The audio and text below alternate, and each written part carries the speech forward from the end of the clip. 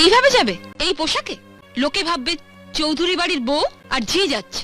মানে আমার এই শাড়িটার দাম 2000 টাকা, আর তুমি এরকম একটা সস্তার শাড়ি পরে মন্দিরে যাবে, তাও আবার আমার সাথে? তোমার মান সম্মান না থাকতে পারে, কিন্তু আমার আছে। ও এই কথা। তুই দাঁড়া, আমি এক্ষুনি শাড়িটা বদলে আসছি। এটা ধর টিয়া, আমি রেডি, ঠিক আছে?